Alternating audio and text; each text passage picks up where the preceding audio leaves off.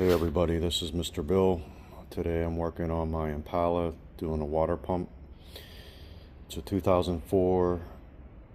It's got the 3.8 liter. It's also supercharged. There's a few videos out there, but here's mine. Okay, this video is going to be how to replace the water pump, which is way down in here. I finally got the Impala back on the road, brakes, rotors, got it inspected, did a little welding, and now the water pump blew out. The first thing I did was make a diagram of my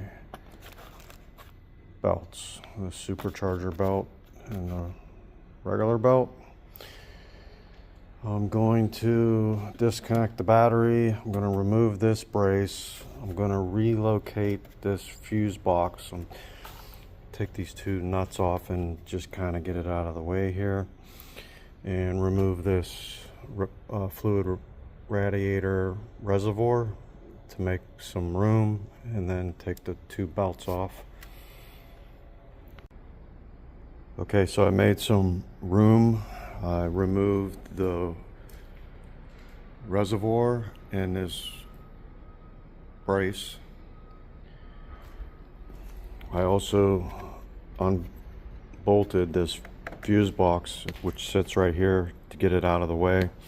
And I popped this Christmas tree off to get this kind of, so I can move it if it's in the way. I've already removed the supercharger belt, and that was done by putting a 15mm on this pulley. And before I take off the main belt, I loosened the 4 8mm bolts that are on the water pump pulley, which is where my finger is. So I'm going to do that next. I also disconnected the battery just because I was moving this out of the way and didn't want any problems when I go to restart this thing. Okay, so I ended up just getting both belts out of the way. I took the cover off of this, of the 4 8mm bolts. This spins fairly well. It doesn't sound super bad, and there's no play back and forth. I'm just assuming that it's leaking, and that's why it's kind of corroded or rusty there. I guess I'll find out when I pull it off.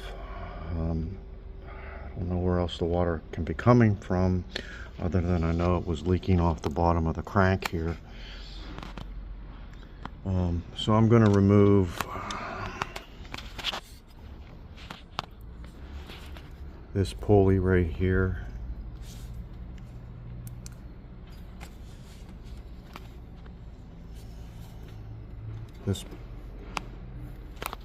This pulley right here, just because it's in the way of this first bolt. I could get, actually I might not need to. Yeah, this bolt's going to be, it's just tight down here. So I'm going to remove this idler pulley, which spins nicely. Checked all the other pulleys, they all spin nicely.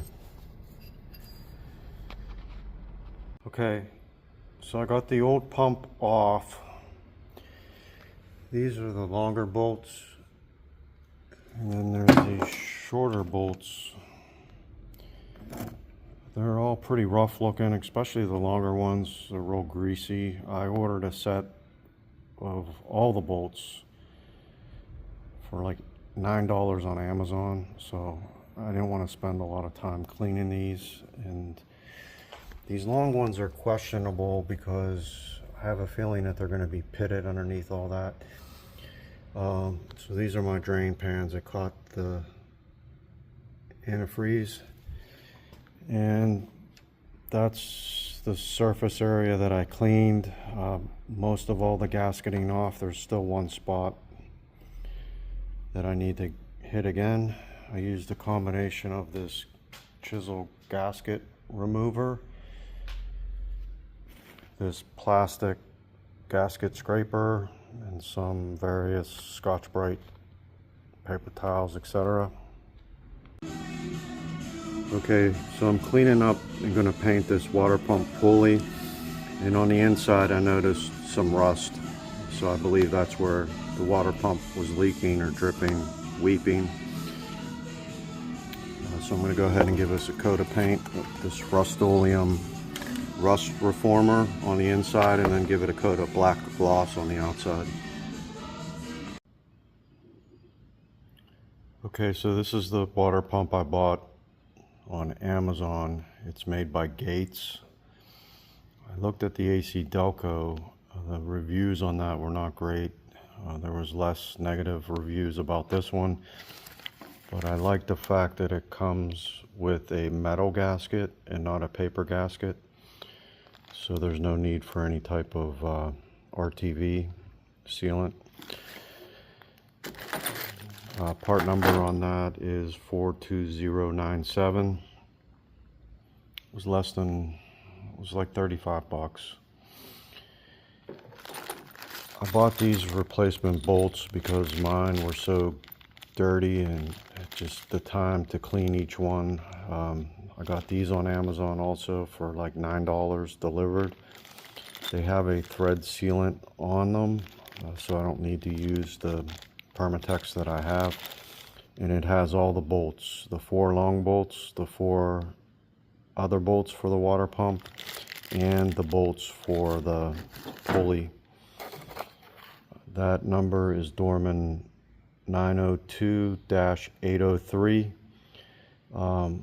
When you plug in your, or at least when I plugged in my information on the Dorman site or the link on the Amazon, when I put in 2004 Impala SS, it said not compatible, but on a Facebook group that I'm on for these 8th gen Impalas, it said that these are the right bolts, and they look to be right. I'm going to clean one old bolt that I have and run it through all the holes, and just to clean out all the dirt and stuff that's in there.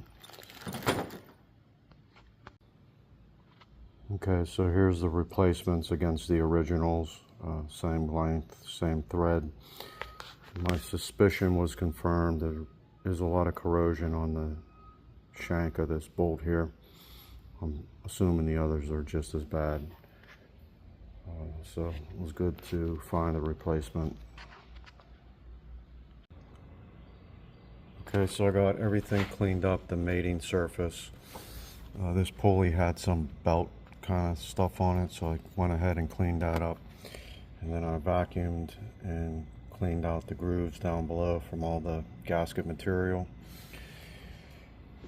I have my torque wrench set up. Some of the bolts get 15 foot-pounds and some are 11 foot-pounds. So I'm going to go ahead and put the gasket on, seat that on first, and then go ahead and put the pump and start putting these bolts in. Okay, so I used my 1/4 inch torque wrench. The bigger bolts, 15 foot-pounds, which converted to 180 inch-pounds, and the smaller bolts, 11 foot-pounds, which converted to roughly something like 130 something inch-pounds. So they're all torqued to specs. I'm gonna now put on the pulley, those 4 bolts, and torque those down. Okay, so the power steering pump is back on. 2 bolts holding that in. It wasn't too difficult, but it wasn't super easy either. I got the first one started on the top, and then I went underneath and got the second one started, and then I tightened both of them from the top. So the hardest part so far was getting this pulley back on to the water pump. There's 4 bolts that hold it in. There's 2 holes that aren't used, and then there's 2 dial indicators in the back. I ended up having to mark them with a paint pen so I knew where they were, and my nice shiny paint job was a waste of time. Okay, the belts are back on. The main belt, the supercharger belt. I checked underneath, they're both on the crank as they should be. Next I'm going to bolt this down. First I'm going to put the reservoir back in, hook that back up to the radiator, and then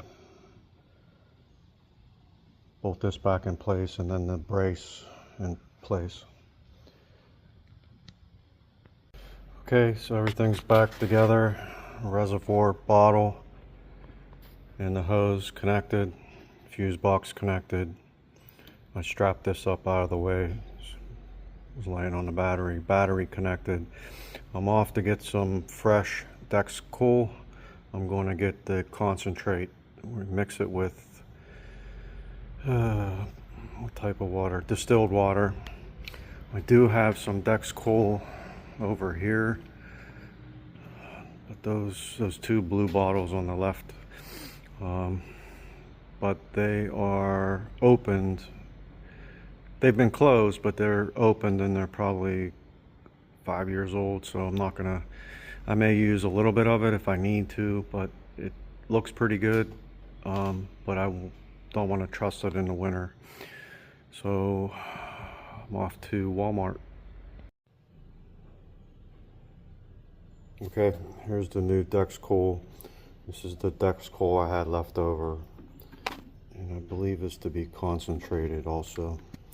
I'm going to mix it with distilled water. Okay, so the car's up to temp, and it's holding there steady in the middle, which is good. It's not overheating. I thought there may have been a leak when I first started it up, but I went and checked the top end real good, and underneath I cleaned everything up. I was getting some drips. They were coming off the frame, but I think the coolant was up inside, and it being that I just first started the car and it was moving, it was just residual drips. But right now this car's been running for 15 minutes. It's up to temp, and there's no coolant leaks. So I spent $40 on the water pump, less than $10 for those bolts, $15 for the antifreeze and distilled water, and it took me about 8 hours. So I feel I'm ahead of the game here. Thanks for watching. This is Mr. Bill.